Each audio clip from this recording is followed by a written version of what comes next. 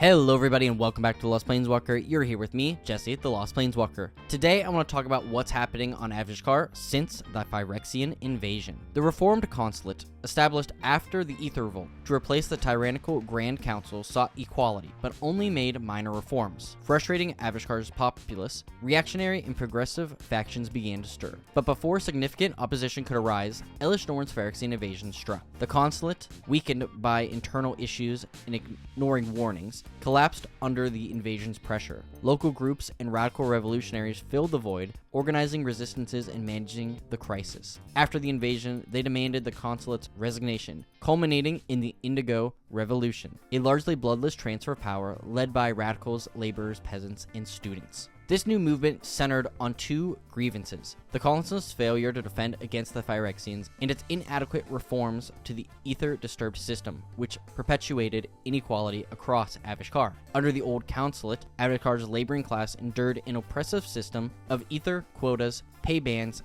and strict regulations designed to create artificial scarcity for the benefit of the political power. Despite the promise of a post-scarcity society established by limitless ether energy, the consulate's control entrenched poverty and inequality. Following the Aether Revolt, the Reform's consulate failed to address these systemic issues, as many of the same officials from the old regime retained power. This perpetuated public frustration, especially among reform-minded leaders like Pina Nalar. The Indigo Revolution capitalized on the post-Phyrexian invasion chaos to dismantle the consulate entirely. Citizens, defenders, and revolutionaries established the Avishkar Assembly, a new government composed of elected officials from the Plains' 11 districts. This monumental shift, driven by the failure of the consulate and newfound awareness of the multiverse, ushered a mandate for radical change. While some members of the reformed consulate were re-elected, the assembly is mostly composed of new legislators tasked with rebuilding Avishkar under principles of equality and progress. So let's move on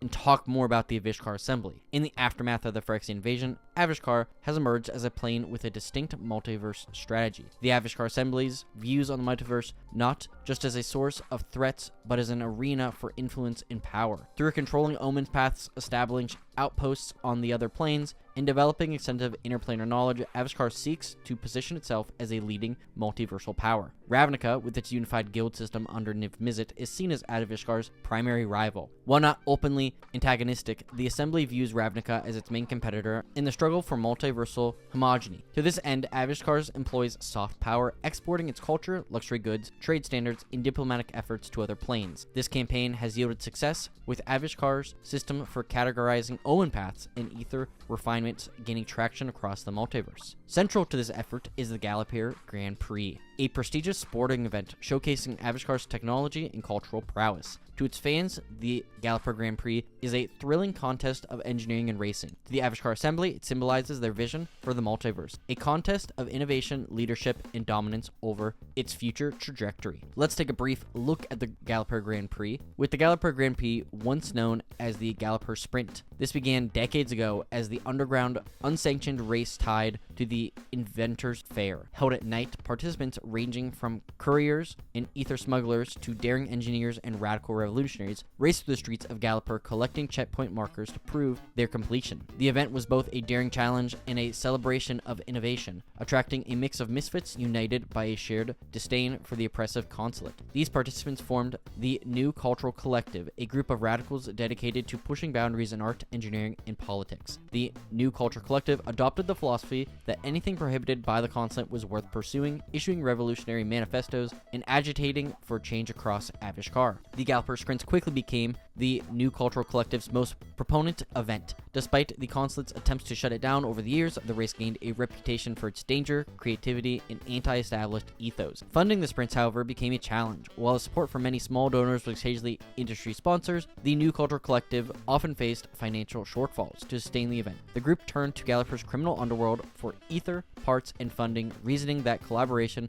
with the so-called criminals aligned with their anti-consulate stance. This controversial decision helped the sprints thrive, but it also intensified the constant's efforts to infiltrate and dismantle the collective. The new cultural collective Defiance took a dramatic turn during the Phyrexian invasion of Avishkar. As portals opened in the skies and chaos engulfed the plane, the new cultural collective set aside its anti-consulate agenda to focus on defending Avishkar, leveraging their extensive network, mutual aid system, and expertise in engineering and logistics. The new cultural collective became instrumental in organizing evacuations, transporting resources, and coordinating resistance efforts. Their adaptability and grassroots knowledge proved vital in rallying the populace against the Phyrexians. In the wake of the invasion, the Indigo Revolution swept across Avishkar. The old council, already weak and discredited, was overthrown by a coalition of former renegades, the new cultural collective partisans, and a populace galvanized by post-war discontent. The newly formed Avishkar Assembly replaced the consulate and renamed the plane from Kaladesh to Avishkar, a name that symbolizes the revolutionary spirit and forward-looking vision of its people. The new cultural collective, once an underground movement, emerged as a legitimate political force, securing a plurality of seats in the assembly and shaping the new government's direction. With the new cultural collective's transition to legitimacy, the Gallopere Sprint evolved into the Gallopere Grand Prix, a celebrated official sanctioned sporting event, otherwise overseen by an independent governing body under the supervision of Gallopere's Knight Minister Gonti. The Gallopere Grand Prix retains its roots as a showcase of ingenuity in competition. It now serves as a symbol of Avishkar's revolutionary ideas and its aspirations to lead the multiverse in innovation and cultural influence. The Gallopere Grand Prix has become a cornerstone of Avishkar's soft power strategy, promoting its technology and cultural achievements across planes and reinforcing the Assembly's vision of Avishkar as a multiversal homogeny. So today, the Gallopere Grand Prix, depicted in Ether Drift, is the second annual interplanar edition of the race. An expansion of the inaugural event held the previous year, organized by the Avishkar Assembly. The modern Gallopere Grand Prix is a grand-scale festival that reflects the post-invasion and post-Indigo Revolution ambitions of Avishkar. It has evolved far beyond its origins as an underground rebellious race and transformed into a showcase of Avishkar's multiversal power in logistics, culture, and innovation. The Gallopere Grand Prix spans multiple planes and invites participants and delegations from across the multiverse. The Assembly envisions the event as a prestigious annual festival combining cutting-edge engineering, cultural exchange, and an interplanar diplomacy. Supporting this flagship race are numerous lower division events, including sprints, full distance races, and exhibitions. These events, classified by prestige from the Grand Prix Aspire to Class 3, allow a broad range of participants to complete while maintaining the focus on the premium event. The Gallopere Grand Prix scale is unrivaled in the multiverse, requiring months of preparation and coordination across multiple planes. This effort involves thousands of staff, engineers, marshals, diplomats, and security teams working in harmony to ensure seamless execution. The event begins in Gallopere with a ceremonial night-fall departure that plays homage to the Gallopere Sprint's nocturnal origins. This year's course takes participants on a breathtaking journey across 3 planes. The first leg of the race starts in Gallopere's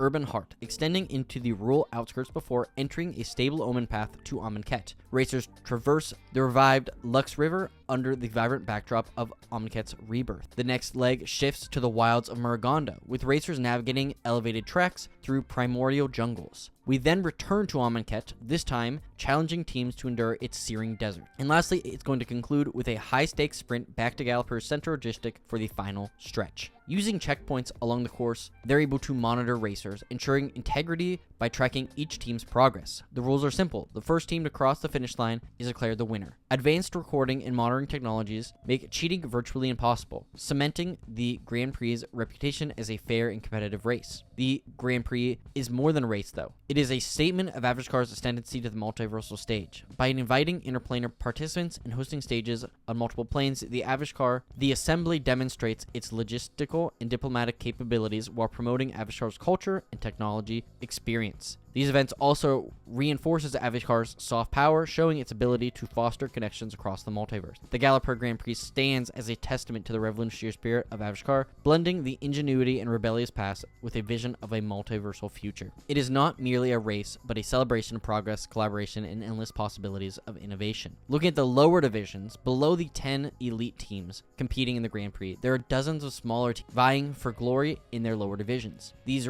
racers attract a wide spectrum of participants from near-professional Grand Prix Aspire teams seeking to secure their place in next year's Grand Prix, to amateurs racing for life-changing prize money on a one-stage sprints or full-length attempts of the Grand Prix course. With the exception of the exhibition category, all racers in the lower divisions have the opportunity to earn promotion to the next category by achieving top placement. These promotions allow talented teams to climb the ranks towards the ultimate goal of qualifying for the Grand Prix. Some exceptional teams are also granted direct promotion to the Grand Prix Aspire at the promoter's discretion, bypassing the formal qualification criteria. So GP Aspire serves as a primary gateway to the Grand Prix, featuring 20 teams from across the multiverse. Most participants secure their spot by completing in regional sanctioned races, while others gain entry through invitation based on exceptional performance or connection, lottery contest offering an equal chance for lesser known teams to join, or unique sponsorships where external backers fund teams for strategic exposure in Avishkar. Teams in the GP Aspire compete fiercely, knowing that their success could earn them a coveted position in next year's Grand Prix,